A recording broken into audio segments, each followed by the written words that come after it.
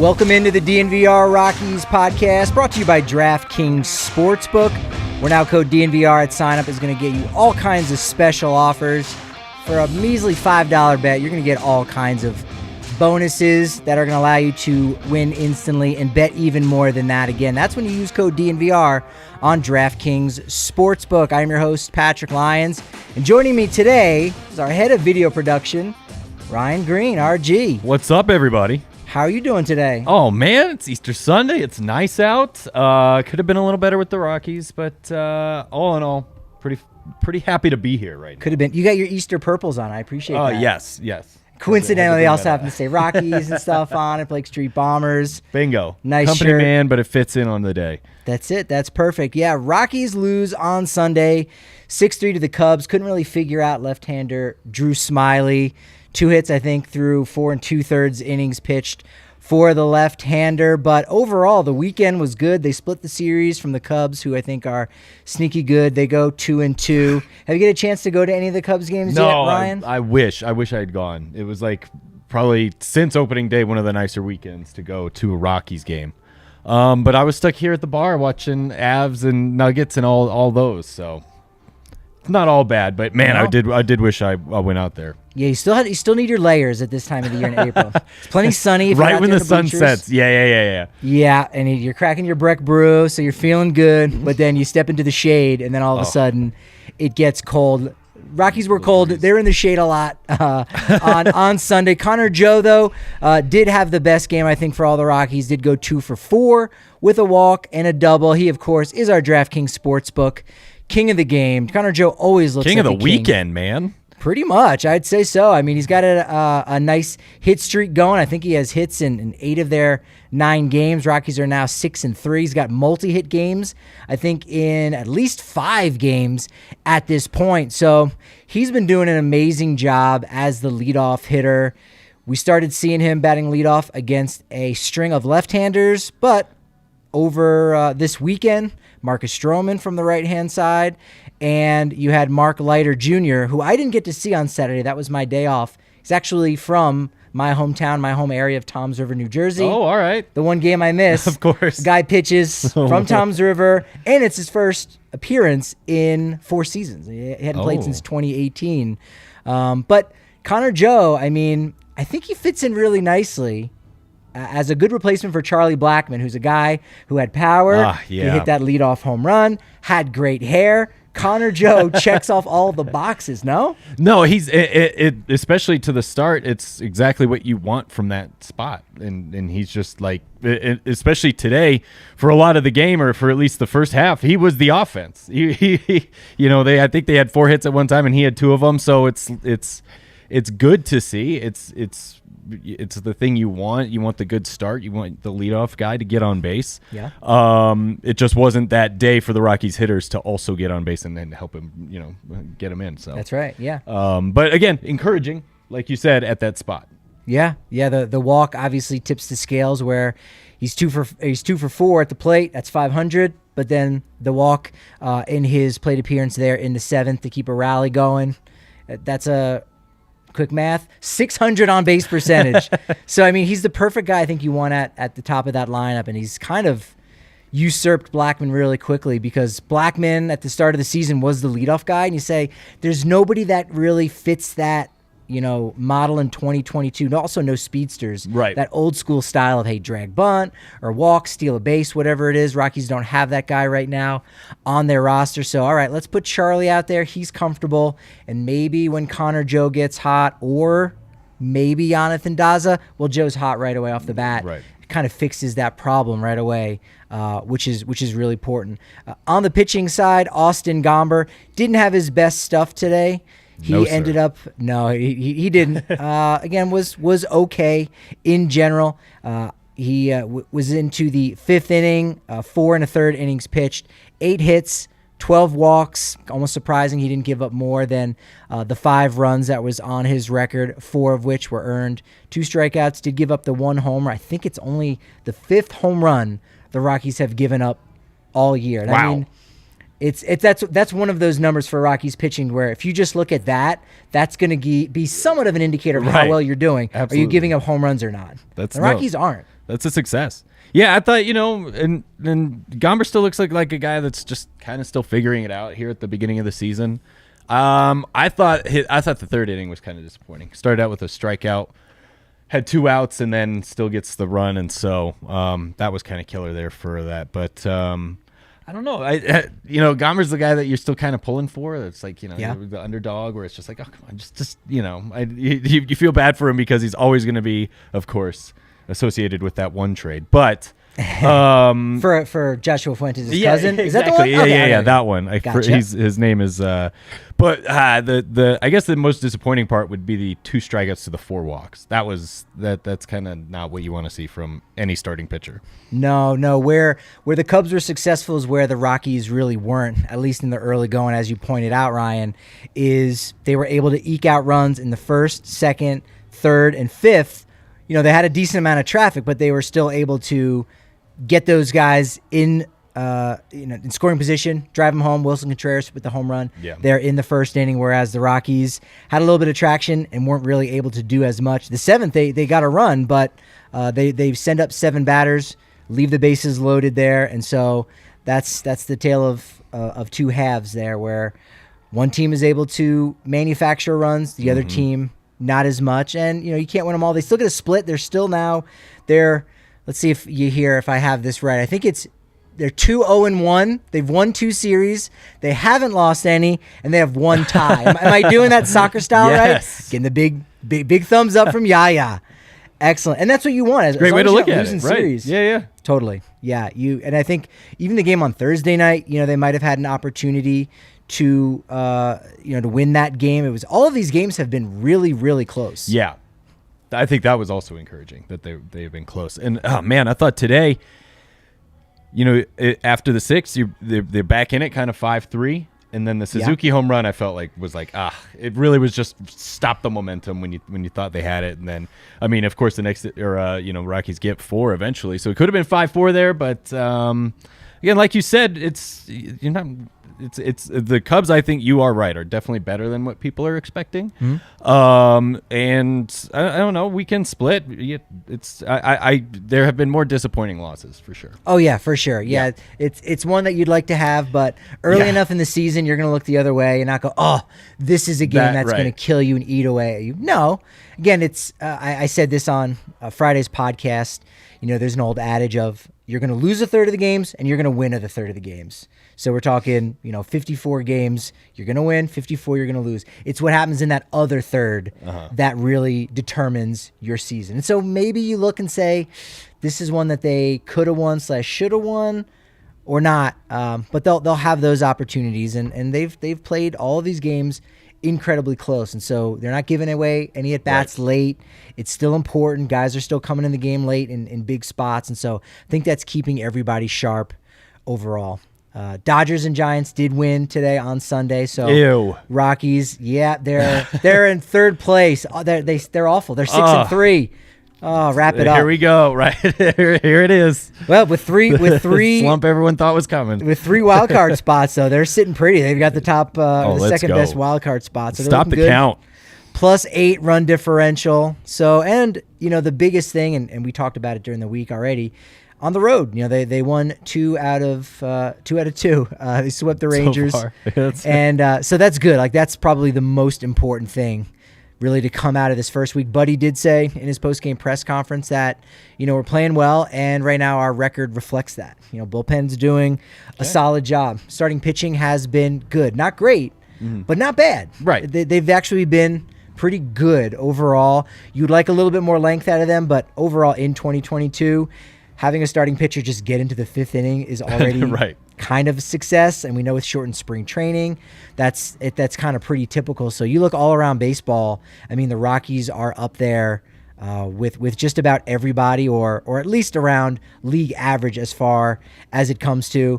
Today, as you mentioned, Ryan, struggled with runners in scoring position. They were 1 for 7, left 8 runners stranded. Dang, 1 for 7. After the game, their overall batting average is .225 or 20 for 89.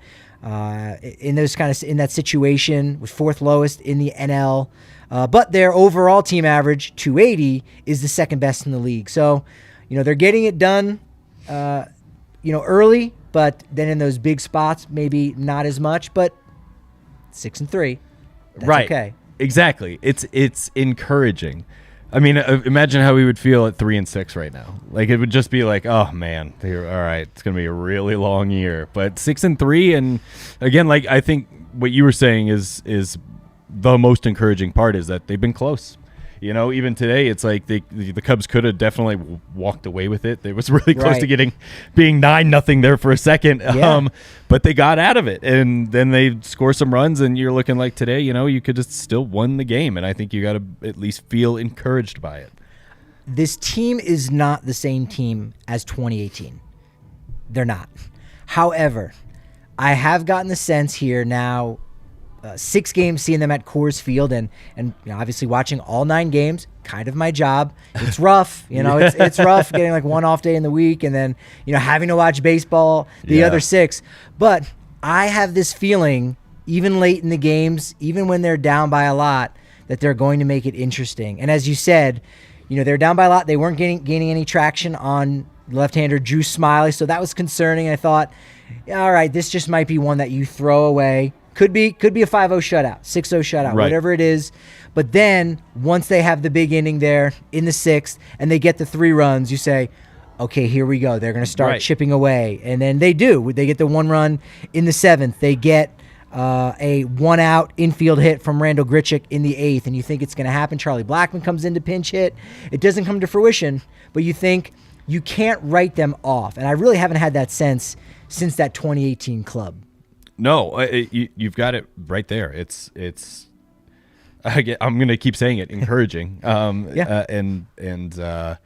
It's what you want to see from this team. I think it's from top to bottom too. Again, 9 games. It's really hard to just, you know, be like, okay, cool, we're going to have this scrappy team all year. But so far, it's good to see that at least, you know, even with every at bat, you're like, all right, this, you know, they could punch it here, you know, and I don't think. So far, there's not really anyone coming out of the bullpen where I'm like, oh boy, all right, well, this is going to be, you know, a really, you know, that there goes that lead, or now this one's kind of over now that they're in. So, you know, for what the Rockies are and what we were looking at this season, I think this is a great start. Yeah, Rockies bullpen have been the best. I think even after they gave up 3 runs on Saturday night, I think they're still, you know, right there as far as the best bullpens. Easily in the top 5, but they might still be like number 1. It was at one point. Yeah, I think it was. I didn't know they were doing that good. Yeah. Okay. I think going into Saturday, they literally had only given up 3 earned runs all year. You count on one hand in like 30-plus innings. And so now. So you can tell by my surprise, I'm not used to that from this group. Like, there's no way it could be that low. Like, it's historically like fantastic how big. And like you said, you can just get those feelings. Sometimes you don't necessarily have to see the numbers to know, like, I got a bad feeling that this guy up, not a good spot, or this guy's coming in. Okay, all right, we're going to be good. Let's hold him. You're feeling confident. You should have that confidence because everybody has been really solid. I can't even think of anyone who even has an ERA over 3 at this point. Maybe Chassin, because he did give up a couple runs, I think, the other night. But everyone's just been really, really solid. And like you said, you have confidence. And, you know, last year we started to see it. I think going into the year, the bullpen was very projectable. And you say, hey, there's like 6 young relievers on the team that could be really interesting. They had required Robert Stevenson. Now we haven't seen Stevenson or Lucas Gilbreth, who we learned on Saturday are going on a rehab assignment in Albuquerque. I believe Stevenson may have even already pitched on Sunday. It was hard to keep track in that wacky Isotopes game. They were down 9-0 in the first inning, came back to tie it 11-11 in the 7th. They did lose to Tacoma, going for a 4-game win streak there. They lost 12-11 in a Pacific Coast League pitchers duel. Because, I mean, that league is just ridiculous. But those guys haven't even been able to contribute yet since they were on the COVID IL. Susie wrote a fantastic article about it. We'll talk about it Monday on a post-game show. We'll be live on Monday at noon to talk about that. But the bullpen has been super solid. Jordan Sheffield has yet to play, so he might be that guy where if you saw him come out, but the bullpen has picked their spots. Buddy hasn't really needed to go very much to the bullpen in the middle of an inning where you say, this guy's in a spot. he's in trouble. We need to get him out. That's Did a good happen on point. Friday to Carlos Estevez. Some of it had to do with a beer that got spilt on him when he was in the bullpen. Did you hear about this? Yeah, with the eye, right? He said, Yeah. I saw the red eye. That's nuts. Yes. How does it get? I really want to go in and just see how it has gotten to that spot. Seems like a magic spill. I've never. Yes, it was. He said it was one drop. No, I don't. It had to be Right, just one from the little. back. Yes, someone had like a little eyedropper and they just dropped it perfectly. Yeah, so that was kind of messing with him. He walked 3 guys that inning, so like that's not Estevez like. Kinley came in, got him out of a big jam on Friday night. But man, the bullpen has been, the backbone of this team, and that's what happened in 2018. The bullpen comes in, holds ground, and then the offense can start chipping away slowly but surely. We saw it on Sunday against the Cubs. We've seen it, all year long, and so that's been a real strength. And it's almost the reverse of the Blake Street Bombers, where all those guys talk about it in the 90s, where it didn't matter how many runs the bullpen was going to give up or their starter. We were going to come back and get those runs 3 at a time, right? Right. American League Baseball, 3-run home runs for Bichette, Vinny Castilla, who, this is too braggadocious. No, go for it. It's Sunday. All right. Well, and I should have probably warned them because they're orange and Eastery. I have a pair of Diodoras. They just look like knockoff New Balance shoes. Okay. And I knew that. Getting them. I was like, I couldn't pass it up. They were really nice. And Vinny Castilla probably played a lot of soccer. When, he grew up in Mexico, and he's like, I like those Diodoras. And it started a whole conversation that lasted an hour with Corey Sullivan and other things. Look at you. But I was like, all right, someone's respecting my Diodora game. That's very unexpected. I would not, if I had those shoes, I'm not expecting anyone, let alone Vinny Castilla, to mention that and then spark up an hour-long conversation. For sure. That's the conversation wasn't about shoes, but then that was our meet cute. That was how it started. So head over to Diodora.com, use code Patrick Lyons. No, I wish, maybe. Meet cute. Yeah, I have to make up stories about my Diodoras, so if I can maybe get some kickbacks. Hey now. No pun intended. I hope they're watching. On that, no pun intended. Man, I have to ask you real quick, because we're here at the DNVR bar on the corner of Colfax, New York, where members, of course, get a member-sized beer, a little bit bigger, a lot bit bigger. Only 50 cents for your first month at the DNVR.com. We had an Avalanche party bus. We've done Nuggets. Oh, man. Broncos tailgates have been popping off. But we have those wonderful watch parties, and Saturday night, I think you were there for that. I know you made an amazing video all about it, getting people hyped. So you've at least contributed to it. We know. I mean, Saturday night, Friday night, any night at the DNVR bar, it's popping off. Oh, dude, Saturday night was wild. Nuggets playoff basketball. It was a playoff crowd, and it was literally every basket. That crowd is just hanging up and down, up and down. It unfortunately got out of hand a little earlier than anyone had hoped. In the game or at the bar? The game. Or both. But everyone stayed through the game. And then the greatest part about this is that, vibes were kind of down because of the Nuggets game, and they lost. But then the Avs party bus came back and just revived the whole bar, and it was great. Everyone was coming in. They were all happy. Avs locked down the 1 seed. And it's the best part, if you miss Saturday, it's happening again on Monday. There you go. Nuggets playoff game. Rockies are playing, and the Avs will be playing all at the same time. Wow. It was wild. The vibes I will can't be wait. immaculate. On the corner of Colfax, New York, at the DNVR bar. Vibes are always immaculate, too, when you tap into DraftKings Sportsbook. Segway King over here. NBA playoffs mean next level basketball. Get in on the first round of action with DraftKings Sportsbook, an official sports betting partner of the NBA. This week, new customers can bet just $5 on any team to win, favorite or underdog. Probably want to make it the Nuggets. And you get $150 in free bets instantly. You win no matter what. All DraftKings Sportsbook customers can also bet on NBA hoops with same-game parlays, combine multiple bets from the same game for a bigger payout. So basically, you're like, all right, Nuggets, going to win. Maybe it doesn't pay you out as much as you would like. Jokic scoring over 25, over 30, whatever it may be. You'll get that. Boards, assists. I mean, triple-double. I mean, it's triple-double season. Is that a thing? Triple-double season? I feel like postseason basketball for Jokic is like triple-double season. No, that's fair. That's a good point. A lot more minutes. And I think we've seen the Nuggets lose a lot of game ones, but they usually come back and are scrappy. So I think game 2, I think Jokic has a very nice game. I would go heavy on his overs. We may need to have a limited edition, only sold in April and May on DNVRlocker.com, triple-double season, because the Nuggets haven't had a new shirt in a while. That's fair. They might. Oh, no, that's right. They just dropped a 2,000, 1,500 club Nikola Jokic shirt. So this is the first time Ryan's been on the podcast with me, so he doesn't get my sarcasm yet. You hear? You should know better, man. I'm slow. You should know better. I gotta wake up. Come on. Gotta wake up. We'll give you a pass because we like you. Triple-double season. Check it out. Adam Maris. Hit him up. Let him know. But download the DraftKings Sportsbook app now. Use promo code DNVR. Bet $5 on any NBA team to win their game during the first round of the playoffs and get $150 in free bets instantly. That's promo code DNVR at DraftKings Sportsbook, an official sports betting partner of the NBA. Must be 21 or older, Colorado only, new customers only. Minimum $5 deposit. Restrictions apply. See DraftKings.com/sportsbook for details. Gambling problem? Call 1-800-522-4700. Got to pace my breathing on that. It can be very hard. DraftKings Sportsbook. I was ready to get up. Pick of the week. We've got Nuggets and Warriors. This is a baseball pod, but we don't have the Lions just yet for the Phillies series, 3 games. We'll preview that. We'll talk about that on the Monday live show. But right now, Nuggets are getting 7 points if you want to go minus 110. If you want to take them outright, plus 230 to just go Nuggets.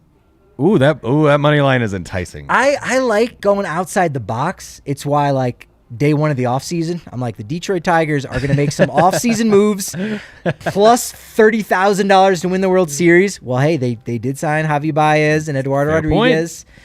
Twins to make the postseason. It was before they had acquired, Sonny Gray, now look at Carlos Correa. So I like those outside shots, but sometimes simple is the best way to go. Keep it simple, statisticians. That's the phrase. I'm going DraftKings Sportsbook pick of the week. Denver Nuggets, straight up, money line, plus 230. There's the value. I'm in. There's the value. It's 2. Also in Sunday's game, Ryan McMahon finally gets in on the action, entered the game batting .250. That's pretty much around his career average, but hadn't hit a homer yet. Launched one 447 feet right. into the second deck. Yes. Second deck shot. Second deck shot. Have you ever seen that shirt? I have. Yes, I have. I don't know where that originally came from. I think Trevor Story may have been the first one to ever wear it. Trevor Story wore it because on one of his home run calls, it sounded as though it wasn't deck. The E is not an E. It's like Trevor Story's swing. So it appears like the Roman numeral for 1. Yes. Second deck. Oh, I like it. It's a word play. The best on part the is Roman that Trevor numeral Story 1 and then the second deck. See, yes. it's a number play, not word play. It's number play. I always appreciated that Trevor leaned into that shirt. He did. That could have been just a nice little cult favorite amongst Rockies fans, but the fact that he was wearing it, I was like, yes, let's go. Has that ever been actually sold anywhere? I think probably somewhere. Someone had to, or at least a bootleg. Yes, there's all kinds of bootlegs. They definitely, whoever had it sent it to him. Oh, I bet you could find it. You find a good bootleg. I see all kind. I go on eBay once in a while, and anytime you see a shirt, it says like $17.99 to $32.99. You're like, no, I know what's going on here. This vintage shirt, it says like Bichette happens from second Bichette reference here for the Blake Street Bombers. The misspelled Tulowitzki giveaway shirt. Yeah, I get. And you're like, oh, what size do you want it in? I'm like, it was a giveaway that was kind of just XL, for everyone, so no one could complain. I see what's going on here. Yeah, McMahon, though, gets that big one to left field. That kept the rally going a little bit. Rockies now 10 home runs through 9 games. Tied for 5th most in the National League. All right. Seems like on the low side, but they're just kind of, hitting a couple here and there. A little bit more than 1 per game. CJ Cron, I know going into today, hard to keep track of Joshua's cousin over there in St. Louis. But going into today, CJ Cron, first in the National League in home runs with 5. Oh, wow. Yeah. Boy, he's up there. Yeah. Well, I'm sure, Saturday certainly helped. Saturday with the 2 home runs. I think most of them have been over 450 feet, which is the most on the Rockies, I think, since he's been around since August of last year, so we're really talking about 2.5 months. Yeah. August was, of course, he was the National League Player of the Month. Could possibly win it again here in April with his good start. I don't know if any Rocky has ever won Player of the Month in 2 out of 3 consecutive months. Now, this is over 2 seasons, but still, that's pretty damn impressive. Since August might even 1st, be more impressive that he had to wait. Great point. I like your spin here. This is good. But since August 1st of last year, slash line of 336, 401, 667 with 19 doubles, 1 triple. He was the first Rocky to hit a triple this year. If you had that in your pool somewhere, no way, nobody had that. That would have been an infield inside the park home run. Exactly. For a lot of people. Well, for everyone else, it would have been an inside the parker. For him, it's a barely sliding into third base triple. 19 home runs, 59 RBI, 21 walks. So, yeah, 2 massive home runs, 466-foot blast in the first inning, landed on the concourse. You rarely see concourse blasts. You see it a lot in batting practice with him because he's got that kind of power. Right. He has a wiffle ball. Were you a big wiffle ball player growing up? I partook in the whiff. Easter was like the first time you busted out the wiffle ball for the season. In my family. Did you stuff it with a shopping bag to make it travel farther? The bat, you mean, right? The ball. We would No. stuff like plastic bags in so it wouldn't like whiffle that much. No, I don't know why at that point just use a ball. The glass window budget in my family was not as much as it might have been in your family. So we kind of embraced the fact that no, let's leave this soft. No, you can do that with a bat. I think that helps generate, because there's more weight on the bat where you stuff it and you can do that. Duct tape. I think duct tape. I've been doing it wrong. The bat is what you want to do because you can get a lot more momentum. In that, it's like corking it. Although it's not actually true. When you cork a bat, it really doesn't make the ball go farther. Even though players have been. I would assume out. bat speed is. But so that's what happens. Okay. You gain the bat speed, but then the impact on the bat because it's not as hard because there's a cork in the middle. Evens out. You lose it. That's what I've heard scientifically. Okay. All right. From I'll baseball, trust the science there. From the baseball doctors. There are baseball doctor scientists. Dr. Meredith Wills. Is that a 7-year degree still? Maybe. It's a 9-inning degree is what that is. But that home run that Cron hit, we didn't get a chance to talk of that. Obviously, no Saturday postgame show. 3rd longest home run this season. Oh. Behind, I want to almost throw it out to you because if you thought of just 5 baseball players combined between Ryan and Yahir, I think you guys could get it. One of them hit 3 home runs against the Yankees earlier this week. He won the home run derby. Actually, no, he didn't win the home run derby. He was the MVP last summer. And the other one, considered the best baseball player in the game. Not Shohei Ohtani, but his teammate. Okay. Who's from New Jersey. All right. Too many Jersey references today already. I've definitely hit the quota. But Mike Trout, 472 the longest. Vlad Guerrero, 467. There's like, oh, yeah, you know those names. Yeah. And then CJ Cron. You go, who? Who's that guy? Dude, I love it. Rockies first base DH. Dude, I love that CJ just kind of gets his assignment. I think he said it yesterday. I'm here to hit the ball hard. It's like, yes, yeah, you are. I think a lot of, I don't know what, it just works for him here. It's a good fit. It was kind of one of those when he first got here. It was like, oh, all right. But now it's just like, all right. When he's one of those names when he gets up to bat, especially in Coors, you're watching. You're going, okay, CJ's up. Something could happen here. He was a guy. I don't think I said this on air anywhere, but he's one of those guys where you could see maybe a regression. Not if he's healthy. If he's healthy, he might be a quarter of a notch, worse. Maybe he only hits like 23 home runs and has like 70, 75 RBI. So not much worse than he was last year. He wasn't bad last year, so. My vernacular, like much worse than last year. No, he was one of their best hitters. Right. But it's really the health thing. If he can stay healthy, that's going to be where you go, you didn't get that production. But Connor Joe's been doing a good job defensively over at first base. So you can supplement. And the DH, I think, has been huge for that. It's been rotated really between Blackman, Cron, and Joe all season long. Today, Chris Bryant got in there as a DH. Starting a new hitting streak. Yeah, 7-game hitting streak ended on Saturday. came out of the game. Load management, if you will. I wanted to ask Buddy about that. I thought about that, but actually he tweeted Buddy something. talking to LeBron about load management. Buddy didn't have a pregame on Sunday, so we'll have to talk about that on Monday about load management. But the Rockies, again, that's another thing we've been talking about all offseason in the first week is they've got so much more depth now that you feel better if Bryant comes out of the game, starts that new streak, walks in the first, doubles in the sixth to start the big rally where they're able to get 3 runs. Connor Joe out there in left field had a day. He was very Tapia-esque on 2 balls in left field. Bryant, when he's out there, he's very smooth. Okay. And, track down a ball. Sometimes he might not get a great read on. I mean, he's got a great read actually on every one. There was one where he had a slight. He could have had a better first step. Still made an easy play on it. With Raimel Tapia, any ball that would go out there, you go, hold up. And then maybe when the ball's on its way down, you go, oh, he's camped under it. We're good. But off the bat, you go, here we go. I haven't had that sense at all with Bryant. Haven't had that sense with Joe just yet. I think, the winds were swirling a little bit today, too. Oh, were they? Okay. A little bit. There were a couple of those moments. Actually, there was a ball hit at some point. I'll see if I can try to remember when it was. But it was a pop-up to Jose Iglesias that I can't seem to find here on my scorecard.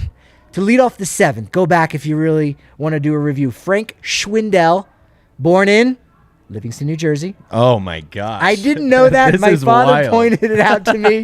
Now I'm going to be looking for at least 2 more references. I'm going to be upset if I don't reference it more than once now going forward. But pop up to Schwindel. Ryan McMahon goes back. He's on the outfield grass. And the ball's on its way down. Iglesias even looks over to his right, takes his eye off the ball, looks at McMahon, looks up, and Iglesias takes 3 steps forward and makes the catch. Wow. Like, McMahon wasn't even close to the ball by the time it ended up coming down. That's how much the wind had captured it right when it was at its apex. You could see the flags flapping on television, but I have been outside today, and I wouldn't have thought that it was enough to have affect the ball like that at Coors Field today. That was part of the conversation that was sparked after talking with Vinny Castilla, talking with Corey Sullivan about, we'll have to get into this at some point, which direction the wind is blowing and the impact of it on the field.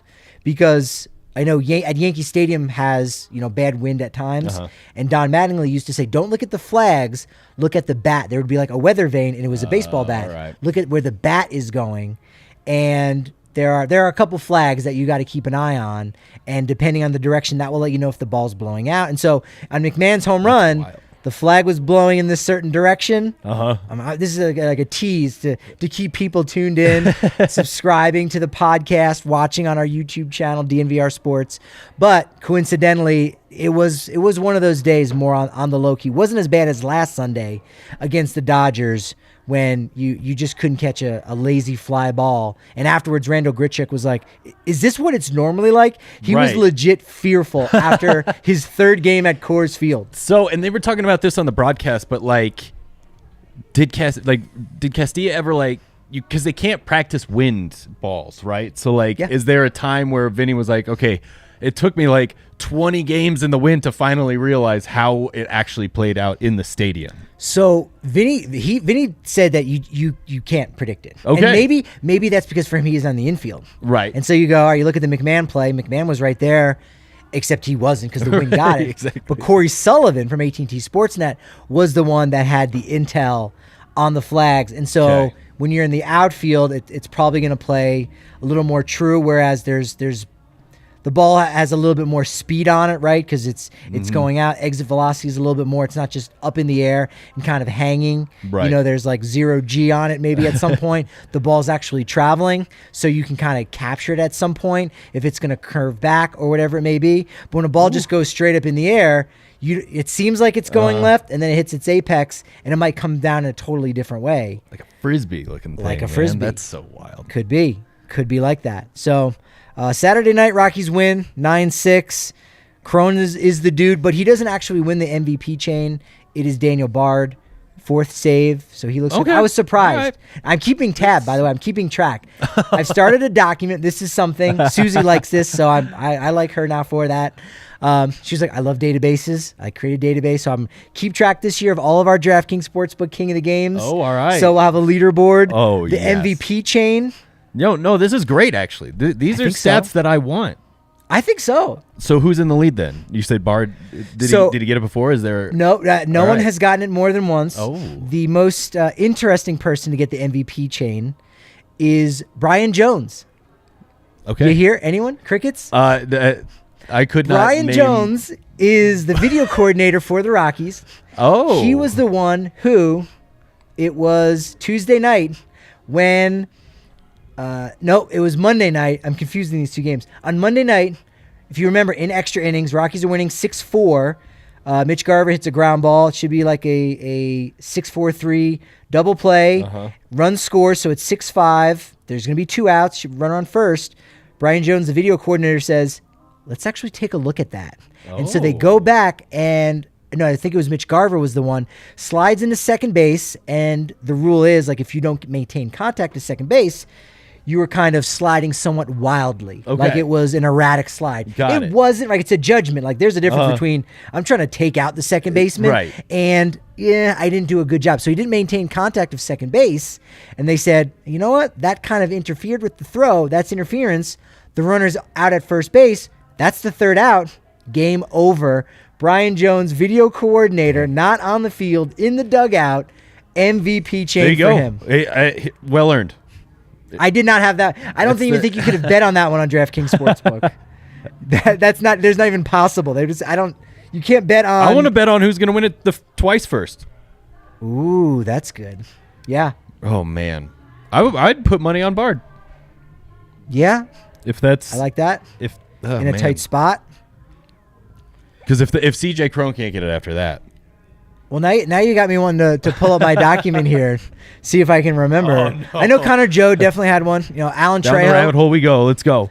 I know Alan Trejo got it on Friday night, and this is a wonderful story where he hadn't played the first 6 games. Didn't even get in for an at-bat. It wasn't like, hey, let's try to keep this guy sharp. It's like, no, we're trying to win games. Games have been close, and you say, there is not an advantage to have Alan Trejo in these games just yet. Woof. Iglesias has somewhat of a hamstring issue, so he's out on Friday, Saturday night. We saw him back in the lineup.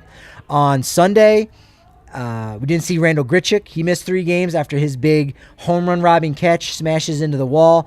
Maybe that's what irritates his back. Ooh. He misses 3 games with lower back tightness. He's back on Sunday. We see Colton Welker in the clubhouse on Sunday. Got to think it's one of those 2 guys maybe going on the IL. Jordan Sheffield, who hasn't played yet, sent back to Albuquerque, but no, it's actually Garrett Hampson, hand contusion. Talked to him just before. His hand was strong enough that he could hold his plate of food after game, so that's promising. Oh, yes. But had a hand contusion, had been suffering with some pain, since spring training. Thought he could kind of play through it.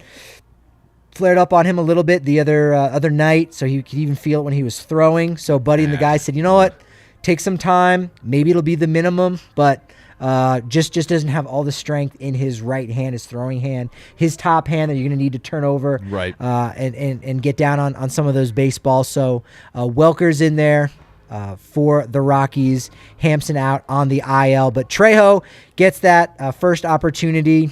He does get the player of the game. Grichuk got it on Tuesday for the game-saving catch, which Charlie Blackmon said, greatest catch I've ever seen. Certainly the greatest catch he had ever been a part of, been next to. He certainly reacted on the field as so. He was... right? You've never seen him react like that. That's amazing. These guys are having fun right now. That's so important, I think. So important, and they're winning. Ty Block got it last Sunday, a week from today. All right. That 4-inning save performance. That's worth it. Yeah, he ended up getting the win, I believe, on Saturday, so he has a win and a save already. Herman Marquez, 7 innings pitched, 1 earned run. Got it for the Rockies' first win last Saturday. So that's it. Everyone, now, Marquez. Did you say Block, they get a chain, a necklace or something? Or yeah, so they busted it out last year. It kind of took it from the Padres. Padres had something like that. This chain. A lot of teams have like the yes. The Nuggets have a defensive player of the game chain and all that stuff. It is Why not? common in sports now. Yeah, exactly. It's purple gold, so it's very expensive. Oh, you can't buy the exact same thing in the store. You can't. No, you can't. Not the one Peyton Manning was wearing?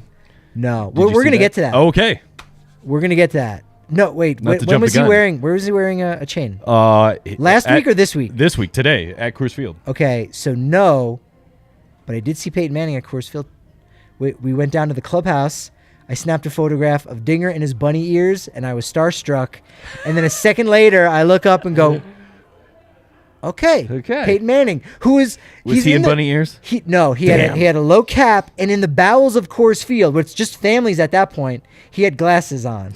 And I'm like, you really trying to stay low key, Peyton? Oh, but he was in a rush to get there, but he stayed. He stayed until the final out. That's good, man. So props to Peyton on that. So that was my first time seeing him, not to brag. Tall, but, right? He's tall. I feel really good about seeing Peyton Manning up close. We'll see how much longer I retain that status for. But that's everyone who's gotten the MVP chain so far. 6 victories, 6 chains, and you keep it until the next one. So Bard's got it. Hopefully on Monday, Rockies can pull through with victory number 7 and get back in the mix there atop the NL West. But, it's still super, super early. Not super early enough to go out and get your Ripple dissolvables from Lightshade. 11 in the Denver metro area, Colorado's premier dispensary. And with Ripple dissolvables, you can actually make anything into an edible because of the flavorless and dissolvable powders. It happens within 10 minutes each and every time. Again, get them at Lightshade, which offers something for everyone from the casual consumer to the connoisseur. Lightshade has a premium selection of cannabis concentrates, top shelf flower, edibles, tinctures, accessories, and more. Podcast listeners or YouTube watchers over on our channel, DNVR Sports, you can get 25% off non-sale items with code DNVR.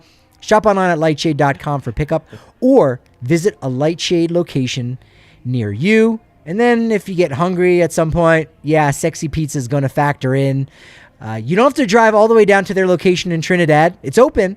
But you don't need to do that because you got 4 right here in Denver, South Pearl, Jefferson Park, Park Hill, Capitol Hill, Old South Pearl as well. Of course, 13 years in the Denver community, and they do a wonderful job. You can actually go to their website, www.sexy.pizza. Yes. Did you know that was their website? I did, and it's awesome. I have yet to venture into other dot pizzas. Or other sexy dots. Well, actually, I have ventured into those a lot. Yes. All right.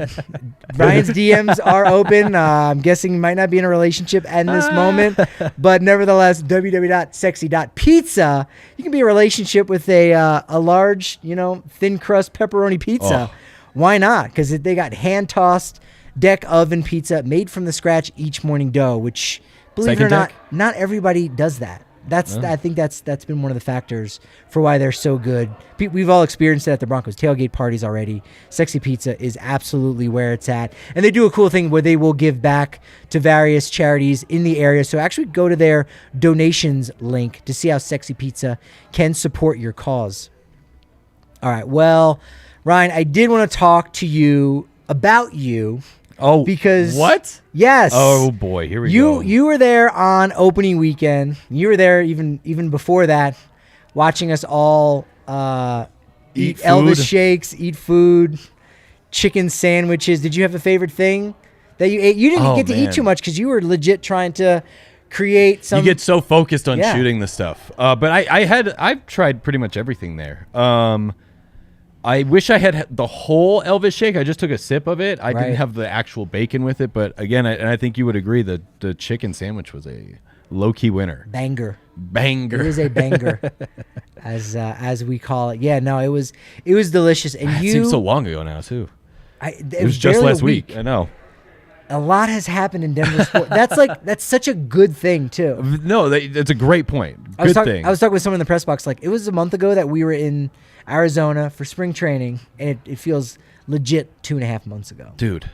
But again, there are so many exciting things happen in Denver. This is a big year. Last year was a big year too with the All-Star game. Yes, and it's like I think we might top it with the Avs.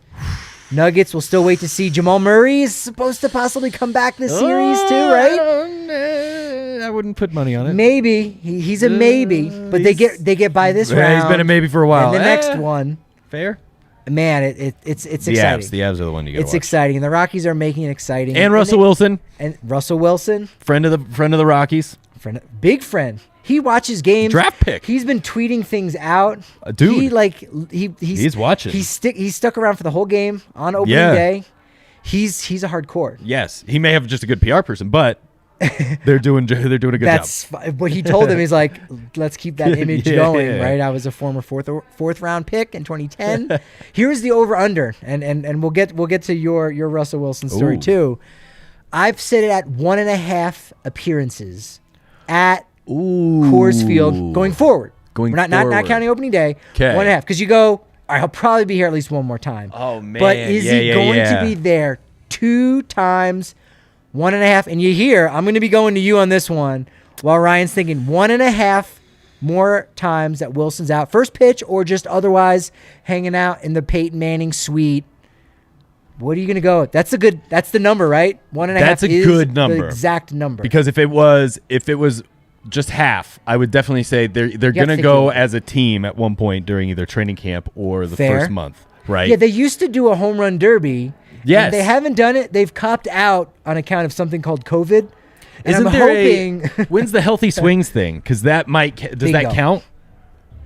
You know what? Or does it have to be a Rockies game? I'll count You're that. saying Coors Field appearance. I will count that. I will count that only because, again, the last 2 years they haven't done it. And that's mostly because of the pandemic and whatnot. But I would still count that because they might not even allow him taking swings. Okay. You know what I mean? Like he needs his hands, but he'll still probably show up. Pull a peck. They might not even allow him to because they're like, no, we want someone else. That's fair to win. That's fair. So I would count that again. That's in play. That's Don't a need factor. the home run derby throwing off his motions. I may have to move the line to 2, and you might break even because you're right. That's a good one, but 1.5, you probably can count on that.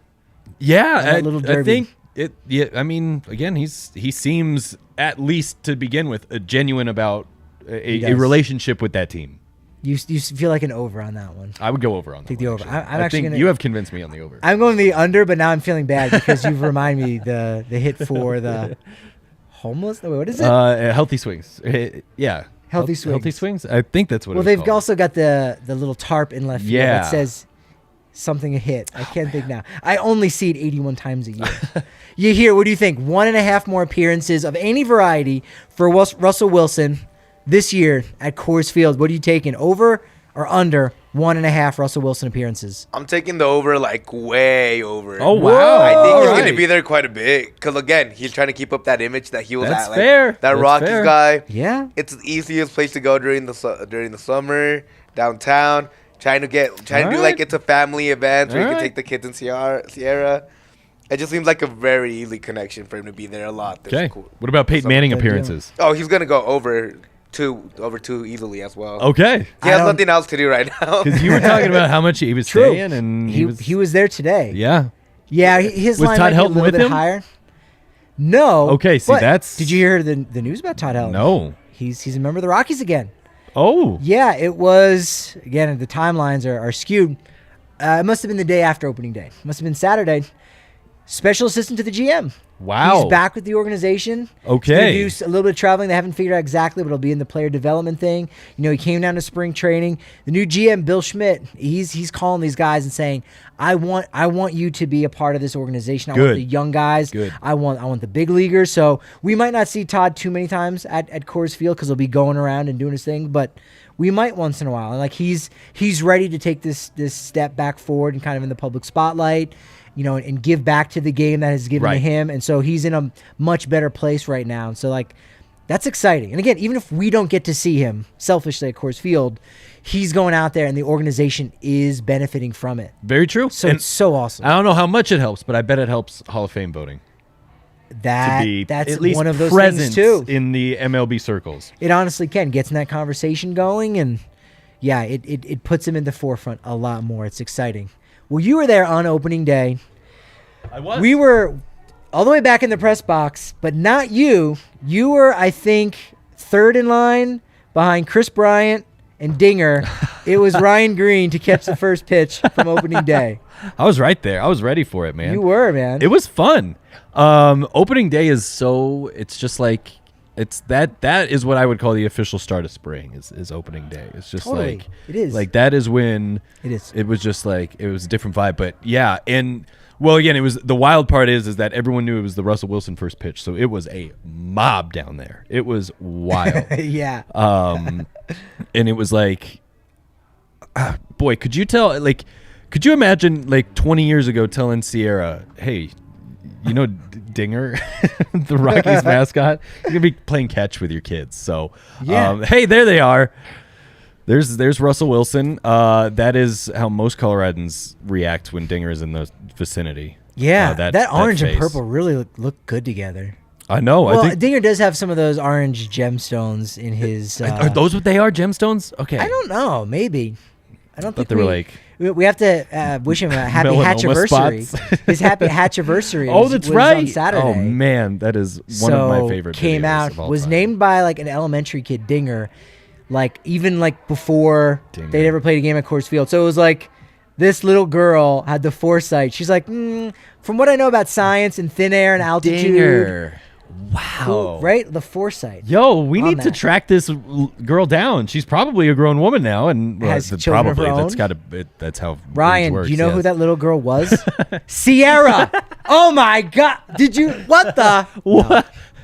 Yo, I don't think she's from Colorado. that would be one hell of a timeline right there. I'm not sure. no, I'm not sure I where would- Planet Sierra is from. They don't. I would think that us in Denver would know that Sierra was from Colorado by now. Yeah, no, I think That wouldn't be so. like, oh, I don't know if she's from. Kristen we would Schaal? have to know. From Bob's Burgers. Oh, all right. Carol Pilbasian from Last Man on Earth. If you ever watched that, no one talks about the Will Forte vehicle Last Man on Earth. Did you remember that? I watched it first, the first season of that. Yeah, Jessica Biel, right? Boulder? Grew up in Boulder. She was Yeah? born in Minnesota. Grew up in Boulder. That's okay. Sierra is from take Fort that. Hood, Texas. Fort Hood, Texas, for Sierra. That From would be- the okay. neighboring Texas. Okay. Technically, not bordering, but it is neighboring. Neighboring. I think you know. All right. Like I got this one neighbor, That's, and you down the street a little bit. it's still your neighbor from neighboring Fort Hood, Sierra. That's it. But yeah, you were right there on the field with all that. Yeah. and just a lot of excitement. And Russell Wilson, you can even see from that like picture with Dinger, like he had this look in his eye of like, I'm here to do a job. Like Dude, I'm not. I mean, he's having fun. Like you can still have fun. Yeah. It's like when you're a QB, like you got to go and have fun, but also let's score touchdowns and throw fastballs. So I was shooting video down there too as well, and I got a clip where you can't really hear the video, but you can tell that Russell Wilson goes over to one of the Rockies representatives and says, "Is Dinger actually going to be like catching the ball?" Because he's Yes. Because and later on you could hear that Russ is like, "I'm going to throw it hard," and I was like, "Yeah, you don't want Dinger catching that because that could be." However, It's gonna catch you in let the me throat. put it this way. I don't think Russ realized that he may have reached hero status in Denver immediately had he just pegged Dinger right in the face, right? Kinda. like, That would have been right great. off the horn. I think that would have been great. But that's why I think Chris Bryan caught his first pitch. It's because Dinger was not ready for that. I wish it was clocked because that thing I would say at least went 70. Oh yeah, yeah. I visually clocked it at about 77. Yeah, Brian said he had some good spin on it, so he had that going for it.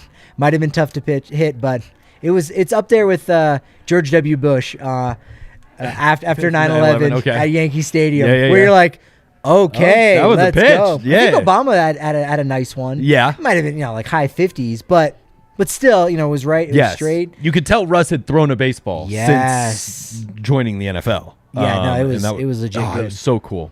And then, yeah, man, when you're in that little dugout bullpen during the game, it's The photo well, right? the photo well. Every foul ball is a panic attack. And So- I think I don't know. Is every stadium the same where it's on the home side, or is it on the first base side, or does it vary from stadium to stadium? At Coors, you could have gone to either side. Either Oh, you dugout. could have. Yeah, Oh, yeah. okay. You could, and normally it's the LA people over near the LA dugout. Okay, But sometimes they switch just to get different angles of the game. So. right. Yeah, because there's usually more right-handed hitters, and if you can, and that's kind of a rule of thumb too, where if you're, let's say you're in the upper deck somewhere, but like just to the right or to the left of home plate. If the hitter is kind of facing you in any way, that's the trajectory that the ball is going to be. So if you're on the first base side, or again down that line where you're looking out to left field straight away, a right-handed hitter the ball's going to come your way. So you had a lot of those opportunities, I bet. They got the foul balls got close, but it's the ones where it's like if you're looking down the lens and you're zoomed in, and it's just a line drive off to the side. You can't even react. You can't even react. No. You go, oh, I think that's coming my way, and when you look down, you're probably going to get hit. So that's wild, but it's also just really cool that it's like right there next to the dugout. It's like right, like the players are just walking right by you. It's a good spot to watch the game, Yeah. Yeah. Was that your first time going down to Coors Field and shooting there? Or no, I have done that. I hadn't done it for a couple years, but I think the last time I did it was in 2019. But it's fun. It's usually my first sunburn of the year because that's when you're just sitting there, and then all of a sudden, Exposed. 4 innings have gone by, and you're like, oh, ow. I'm hot. Yeah. So yeah. So it's not just the dangers of getting a foul ball coming in at 95 miles an hour. I'm also sunburn. Yes. I realize I'm making this job sound so treacherous and just dangerous, and you didn't get to watch a medal opening, of merit to do something like this. You didn't get to pregame at the DNVR bar and then go watch the game and have a helmet full of nachos. Instead, you had to work. I had to work. I had to hold a camera the whole time and film the nachos and film the beers being drank.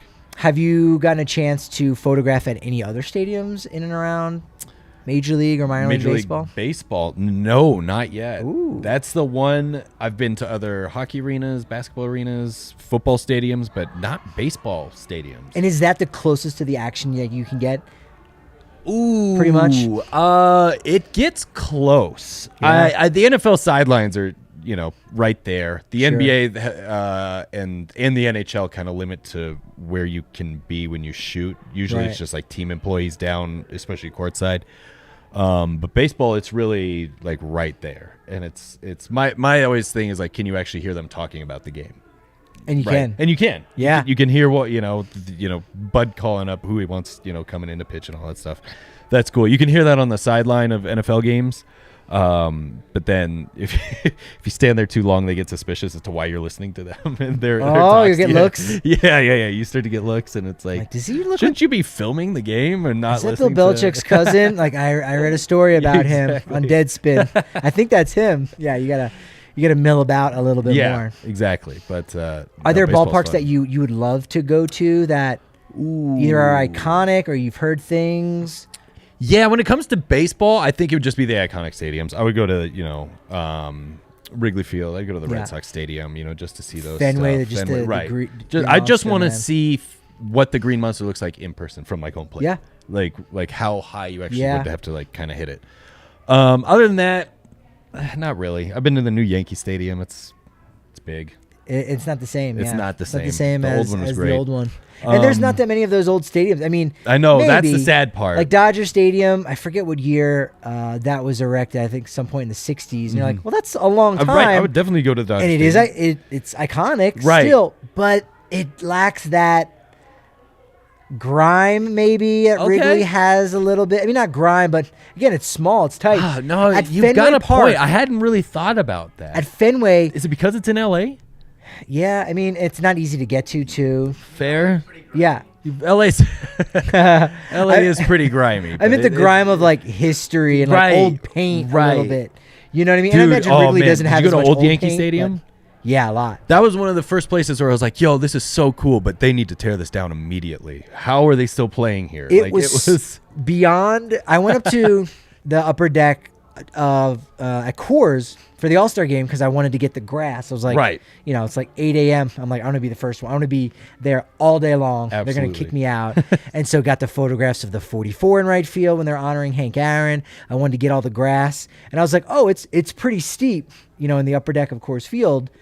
But it is nothing like with Yankee Stadium where, if you fall, even like slightly, you're going down 3 rows. At Coors, it's like 1.5. Yeah. Same thing at Mile High, where it's steep. We're like, all right, you'll fall down 1 row. You'll just fall down to the one in front of you, maybe 1.5. How many rows are you Yankees falling is down, like man? 3. No, if and when. Oh, yeah, depending on sure, if and sure, when Patrick, okay. you pre-gamed, and if and when you took down a 15-can sampler of Good Company hard seltzer. If and when all of those things, there are a lot of scenarios. Of course. And the vertigo and I get it. Absolutely, You're right. yes. You're right. If it depends on how much you're into sabermetrics to figure out if you're going to fall.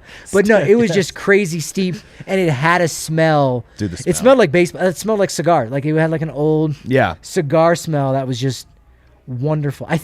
I imagine, and maybe this is like going back to the 90s. Michael Jordan, I think, came out with a cologne, and it was like 4 different Just flavors. No, because you should be eating No. it, but smells. I'm sticking with flavors. Fragrances. You hear saying scents. I'm going back to flavors. So 4 different flavors of cologne. You hear is actually pissed. He's like, scents, okay? Just say it. It's a scent. It's also, is it a parfum de corps as well, or is it eau de toilette? Cologne.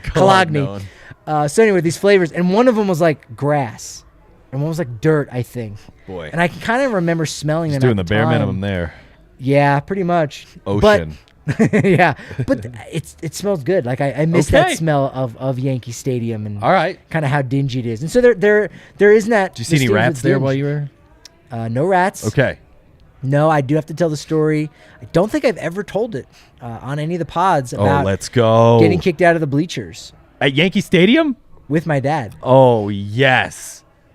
And it's not gonna happen today though. It's not organic, but we will get to it. Damn. We will get to that one at some point. Fine. That was fun. Tease the We audience. didn't lose the fight either, so that was nice. But yeah, I mean, there's history at all these stadiums. Like there's history at Coors Field, but it's not yet. I mean, it does kind of have almost that iconic status. Is it one of the it's just older not there yet. ballparks in the NL? Third somehow? oldest in That's the NL, so nuts. but like 10th oldest in all of MLB, which Right. is still really old. Still, man. You know, like Camden Yards, I think this year is its like its 30th anniversary. Okay. That still like doesn't have that thing because there wasn't like 20 some World Series played Right. there.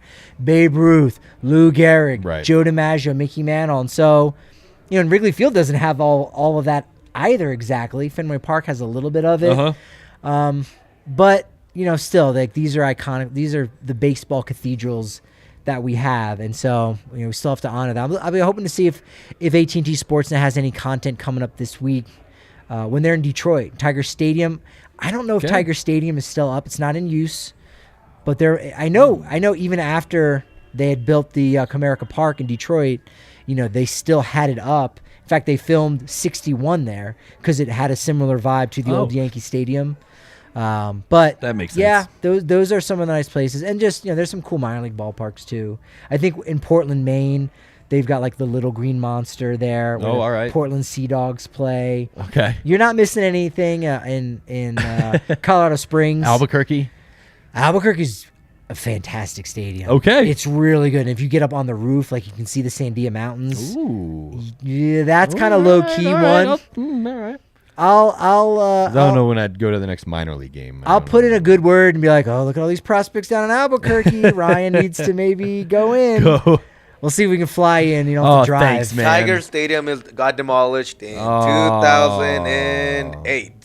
2008. So it hung R.I.P. around for a Tiger couple Stadium. years. Hung around for a couple years. But there's some good minor league ballparks. Sam Simplicio Field they did renovations on where the Grand Junction Rockies used to play. Okay. That's pretty cool. That's an old stadium that again it has like this minor league vibe, and I know baseball is trying to like renovate some Negro League stadiums. Like That'd be cool. That'd be cool. They're talking about doing that in Hinchcliffe Stadium in Patterson, New Jersey. There we go. We got one. My God. I don't think I'm gonna get the second one. Out of nowhere. It fits in. It fits in. Hey, that was sort of organic. This is so bad. I'm gonna hate myself later for referencing it so many times. But they got this Hinchcliffe Stadium. Like that's what they need to do is revitalize those stadiums. Rickwood Field, I think in Birmingham, Alabama, is one that's still in use. That's like 100 years old. So like, these things are really cool. In fact, where the original spring training facility that the Rockies had, High Corbett Field, is like celebrating 100 years coming up soon too. Man. So Jeez. the new facility that they have is really nice. Yes. You got to get down to that one too. Yes. Maybe a spring training. That's River. that's beautiful. Talking Stick. It's a modern facility, but even still, you're like, this is just a majestic place. it's really really nice. That's a good word. That's how to get me there. Majestic. Sloan Park is the newest one where the Cubs play. Okay. But it lacks a certain something. Okay. We talked about it this week actually on Friday, the live show and a podcast that went on Friday with Ryan Herrera from CHGO Cubs. Hey. About that. It was fun seeing him. Yeah, man. It doesn't have a view of the mountains, whereas Salt River Field does. Okay. They got a lot more cacti, a lot more pokeballs. Where if you happen to have, I think they're called Watch your succulents, bits. but I prefer to call them pokeballs. Okay. Again, if you have a 15-can sampler of Good Company hard seltzer, you might end up bumping into some of those pokeballs around Salt River Fields. But this was a good season. Any series against the Cubs, they split 2-2. Any other good memories from, opening day and just being down in their fields that have been nice. What's wild is I think opening day has been the Rockies' worst game. Yeah. Which I think is, True. As I was talking True. about earlier, encouraging. Yeah. So I was happy that there wasn't any snow on this opening day as well. That was Snow-opening day? Snow-opening day has Nah. happened a few times. Yeah, it was 2018. But oh man, that was the last time I've been to Coors, and now opening day I'm like, I got to get back to Coors now. I haven't had my fill yet. I have that bug where I need to. It's going to be like 10 games this year. I can feel it. Yeah, no, it's exciting. I'm sure there's probably still good tickets available. I think there were still good tickets this whole weekend. Good turnout. Thursday night, 25,000. And then I think it was like almost exactly 37. Right. I think. Now, when you were there, was it the typical half Cubs fans, half Rockies fans? No, I did hear the Cubbies fans get some chants Right. going, but I just think they weren't as impassioned as normal. Okay. I think they were also like, well, we do like Chris Bryant, so we're kind of half and half now. Okay. I think there was kind of something like that happening. So Okay. Because I sometimes didn't it is notice just them an as much. unbearable, enough. And the Cubs aren't that good. Where Fair. I mean, even though they were leading, earlier in the game, 5-0, it wasn't as annoying when they were getting their Cubs chance. I was like, yeah, you need that. Okay. You need that. Cardinals are better You than need you. that. Milwaukee is better. It's fine. People are having a good time. Let them have their little chant. Yeah, let them, because they're definitely in a downswing for right now. The Rockies, they're on an upswing. You're feeling good. They're 6-3, third place in the NL West. It's still early to maybe get too excited. You're certainly not going to get down yet. That's for sure. No, don't get down. But Enjoy there's it. plenty to feel good about. Enjoy it. Health, I think, is going to be the biggest thing because they have some depth, but not depth in all areas. Okay. So Hampson on the IL. You get the two guys on the COVID IL. Yeah. And Stevenson and Gilbreth, but they're back to playing. Okay. They're fine. So that's good. They're on the COVID IL, and yet they were allowed in the clubhouse to talk with us. So it's a weird IL. It's a weird rule. And again, It just shows you what they think of the media right there. oh God, pretty much. And the restrictions. You can send it to them. Yeah, we're going to talk about Send that right on in. Monday's show with Susie because she has a really good story about Gilbreth and Stevenson, Ooh. who, because they had COVID, they couldn't get on a plane to get back to Denver. And that's it. That's all I'm going to say. That's a good That's tease, all I'm going to though. say. Ooh, all right. So you can either subscribe to the DNVR.com, now only 56 cents. No, it's only 50 cents now. It's Whoa. a 6 cents discount. 50 cents now for your first month at the DNVR.com. Or you can wait for the live show on Monday on the DNVR Sports channel on YouTube. Whichever you decide, we've got love for you. Make sure you're following us on Twitter at DNVR_Rockies. I'm at Patrick D. Lyons on Twitter. I'm at Ryan Greene DNVR on Twitter. And you here's got underscores that I haven't committed to memory. Is it an underscore before or after the G you hear? I'm going to say after. It's after the G. At you hear G_Vasquez. And this has been fun. It's been great, Ryan. I really appreciate you joining us. Yeah, man. We'll definitely have to Absolutely. do it again and see what other awesome words. I'll wear my blonde wig next time, just so it feels a little Really? more like Susie is here. Appreciate it. Lipstick, eyeliner, Hey. high heels. One piece of Susie One piece accoutrement at a time.